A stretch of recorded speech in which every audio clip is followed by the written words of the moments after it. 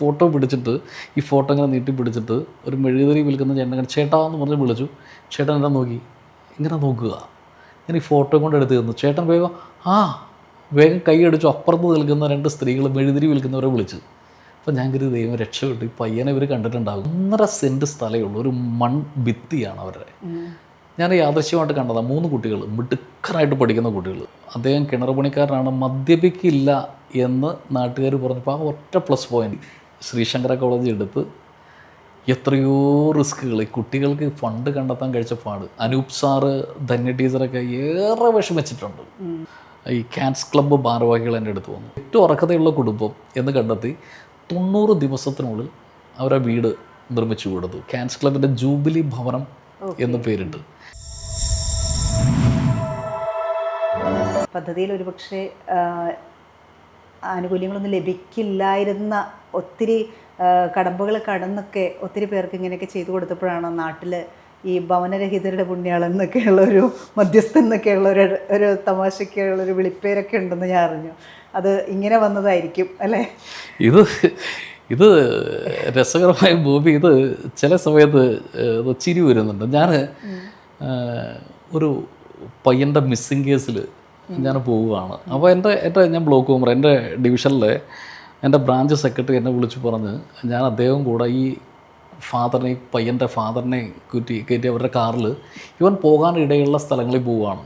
ഇപ്പോൾ അങ്ങനെയാണല്ലോ, അവനെ പെട്ടെന്ന് അങ്ങനെ വിട്ടു പോയേക്കണതാണ്. അത് ഞാൻ മലയാറ്റൂർ അടിവാരത്തിൽ ഇവൻ സ്ഥിരമായിട്ട് പോകാറുണ്ടെന്ന് പറഞ്ഞ് കാറ് മലയാറ്റൂർ അടിവാരത്തിൽ നിർത്തി. ഇങ്ങനെ ഒരു ഫോട്ടോ ഉണ്ട് പയ്യൻ്റെ. അപ്പം ഞാൻ പെട്ടെന്ന് ഇങ്ങനെ നോക്കി കഴിയുമ്പോൾ മെഴുകുതിരി വിൽക്കുന്ന ആളുകൾക്ക് പെട്ടെന്ന് ഇവിടെ വന്നിട്ടുണ്ടെങ്കിൽ അറിയാമല്ലോ. ഞാൻ ഈ ഫോട്ടോ പിടിച്ചിട്ട് ഈ ഫോട്ടോ ഇങ്ങനെ നീട്ടി പിടിച്ചിട്ട് ഒരു മെഴുകുതിരി വിൽക്കുന്ന ചേട്ടൻ ഇങ്ങനെ ചേട്ടാ എന്ന് പറഞ്ഞ് വിളിച്ചു. ചേട്ടൻ എന്നെ നോക്കി, ഇങ്ങനെ നോക്കുക. ഞാൻ ഈ ഫോട്ടോ കൊണ്ട് എടുത്ത് തന്നു. ചേട്ടൻ വേഗം കൈ അടിച്ചു. അപ്പുറത്ത് നിൽക്കുന്ന 2 സ്ത്രീകൾ മെഴുകുതിരി വിൽക്കുന്നവരെ വിളിച്ച്. അപ്പോൾ ഞാൻ കരുതി ദൈവം രക്ഷപ്പെട്ടു, ഈ പയ്യനെ ഇവർ കണ്ടിട്ടുണ്ടാകും.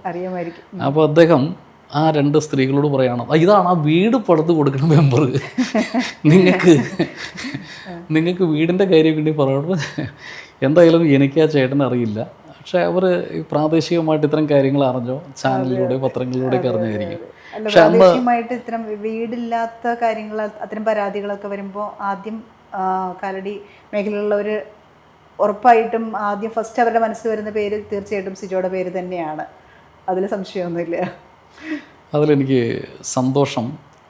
ഞാനെന്നൊരു വ്യക്തിക്കൊന്നും ചെയ്യാനില്ല. നേരത്തെ ബോബി തന്നെ പറഞ്ഞല്ലോ, ഒരു കോർഡിനേഷൻ. ആ കോർഡിനേഷൻ തന്നെ ഒരു വിശ്വാസ്യത എന്നൊരു വിഷയമുണ്ടല്ലോ. ഇപ്പം നമ്മുടെ കാലടിയിൽ തന്നെ ക്യാൻസ് ക്ലബ്ബാണ് എനിക്ക് എൻ്റെ വാർഡിൽ ഈ ലൈഫ് ഗുണഭോക്താവായിരുന്ന ഒരു ലീല ചേച്ചിയുണ്ട്. അവർക്ക് ലൈഫിൽ കിട്ടിയ അവസാനം കളക്ടർ വെട്ടി. എനിക്ക് എന്തൊരു വിഷമമായെന്നറിയൂ. ഈ ലീല ചേച്ചിയും ദേവദാസൻ ചേട്ടനും എപ്പോഴും ഒന്ന് കരയും. എനിക്കറിയില്ല എത്ര കളക്ടർ വെട്ടിയത്. അവസാനം അന്വേഷിച്ച് കഴിയുമ്പോൾ ഇവർക്ക് 2 റേഷൻ കാർഡാണ്. ഈ ദേവദാസൻ ചേട്ടൻ്റെ വീട് കോപ്പടിയാണ്, ഇവർ പ്രാരൂരാണ്. അപ്പോൾ 2 ration card, it's A criminal offence. പിന്നെ ഞാൻ കളക്ടറായിട്ട് ബന്ധപ്പെട്ട്, പക്ഷേ മന്ത്രിസഭ തീരുമാനിക്കാതെ കിട്ടില്ല. അപ്പോൾ വലിയ ബുദ്ധിമുട്ടാണ്. എന്ത് ചെയ്യണം? അവരാണെങ്കിൽ ഭയങ്കര വിഷമത്തിലാണ്. ഇതിൻ്റെ ഇടയിൽ ദേവദാസ് ചേട്ടൻ അറ്റാക്കായിട്ട് മരിച്ചു. ഞാനൊരു മിഷൻ പോലെ ഏറ്റെടുത്ത് ഞാൻ നവമാധ്യമങ്ങൾ, പത്രങ്ങൾ, ചാനലുകളൊക്കെ ഇവരുടെ സ്റ്റോറി അവരുടെ ചോദിച്ചിട്ട്, ലീല ചേച്ചി ഇന്നോട് ഞാൻ ഓർക്കുക, ഈ കളർ ഒരു നീല ടാർപോളിൻ ഷീറ്റ് വലിച്ച് കെട്ടി അതിൻ്റെ അടിയിൽ ലീല ചേച്ചി കിടക്കുക. ഉടനെ തന്നെ തൊഴിലുറപ്പിൽ ഞാൻ പണി വാങ്ങിക്കൊടുത്തു. ഞാൻ മെമ്പറാണെന്ന് അവിടെ. പിന്നെ ഈ എൻ്റെ സ്റ്റോറി അന്ന് മനോരമയൊക്കെ വളരെ ഭംഗിയായിട്ട്, എല്ലാ പത്രങ്ങളും, ദേശാഭിമാനി, ഞാൻ ഇടതുപക്ഷമുണ്ട്, എല്ലാം ഭംഗിയായിട്ട് എഴുതി. പക്ഷേ മനോരമയിലെ ന്യൂസ് കണ്ട് ഈ ക്യാൻസ് ക്ലബ്ബ് ഭാരവാഹികൾ എൻ്റെ അടുത്ത് വന്നു. വിവരങ്ങൾ കൂടുതൽ തിരക്കി. അവരുടെ ജൂബിലി ആയിരുന്നു. അവരാണെങ്കിൽ ഒരു വീട് നിർമ്മിക്കാൻ പ്ലാനിട്ടിരിക്കുകയായിരുന്നു. അപ്പോൾ ഏറ്റവും അർഹതയുള്ള കുടുംബം എന്ന് കണ്ടെത്തി 90 ദിവസത്തിനുള്ളിൽ അവരെ വീട് നിർമ്മിച്ചു കൊടുത്തു. ക്യാൻസ് ക്ലബിൻ്റെ ജൂബിലി ഭവനം എന്ന് പേരിട്ട്. അപ്പോൾ അത് വലിയൊരു സന്തോഷം. അത് ലയൺസ് ക്ലബ്ബ്, കാലടിയിലെ ലയൺസ് ക്ലബ്ബ് നമ്മുടെ തോട്ടേക്കാട് ഒരു ലൈഫിൽ ഗുണഭോക്താവല്ല, അവർക്ക് ഇതെല്ലാം നിഷേധിക്കപ്പെട്ടതാണ്. 64 ദിവസം കൊണ്ടാണ് ലയൺസ് ക്ലബ്ബ് ആ വീട് നിർമ്മിച്ചത്. എത്ര മഹത്തായ കാര്യമാണെന്നറിയൂ. ഇപ്പോൾ കൂട്ടിച്ചേർത്ത് പറയുമ്പോൾ ബോബി, ഇപ്പം നോമ്പുകാലാണ്. ഞാൻ ആസ് എ ക്രിസ്ത്യൻ, ഞാൻ നോമ്പുകാലാണ്. കഴിഞ്ഞ വെള്ളിയാഴ്ച ഈ ലോകത്തൊരു ക്രിസ്ത്യാനിയും ചെയ്യാത്ത പണിയാണ്. എനിക്ക് ഈ സുജാതയുടെ വീട് ലയൺസ് ക്ലബ്ബ് ഏറ്റെടുത്ത് കഴിഞ്ഞപ്പോൾ അവരുടെ ഭാരവാഹികൾ 60 ദിവസം കഴിഞ്ഞ് അവരുടെ കാലാവധി കഴിയും. സുജാതയുടെ വീട് നേരത്തെ ഏറ്റെടുത്തു, പക്ഷെ അവരുടെ നിയമപ്രശ്നങ്ങൾ ഭയങ്കരമായിരുന്നു. അവരുടെ രേഖകൾ ശരിയാക്കില്ല. ഞാനൊരു 6 മാസം സമയമെടുത്ത്. പിന്നെ അന്ത്യശാസ്ത്രം പോലെ ലയൺസ് ക്ലബിൻ്റെ വിളിയെത്തി. ഈസ്റ്റർ കഴിഞ്ഞുള്ള ചൊവ്വാഴ്ച കല്ലിടാൻ പറ്റിയാൽ മാത്രമേ ഞങ്ങൾക്ക് ഇത് ചെയ്യാൻ പറ്റുള്ളൂ, അല്ലെങ്കിൽ പുതിയ ഭരണസമിതിയിലേക്ക് വരും. എൻ്റെ മുന്നിൽ ഒറ്റ ഓപ്ഷനുള്ളൂ. ഞാൻ പെസഹയ്ക്ക് വീട്ടിൽ കാലത്ത് അന്ന് പാല് കുടിച്ച് വെള്ളിയാഴ്ച നമ്മൾ വെള്ളിയാഴ്ച ബാലൻസ് ഒത്തിരി പാലം കുടിച്ച് ഞാൻ ആലോചിച്ചു. നേരെ ഹിറ്റാച്ചി വിളിച്ച് സുജാതയുടെ വീടിൻ്റെ അവിടെ വാനം വെട്ടി.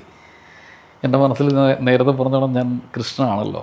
നമ്മൾ ഈ ബൈബിളിലൊക്കെ ഒരു കാര്യം കൃത്യമായിട്ട് പറയുന്നുണ്ട്. സാപത്തിൽ നിങ്ങളുടെ ആടോ പശുവോ ഒരു കിണറിൽ വീണാൽ നിങ്ങൾ എന്ത് ചെയ്യും?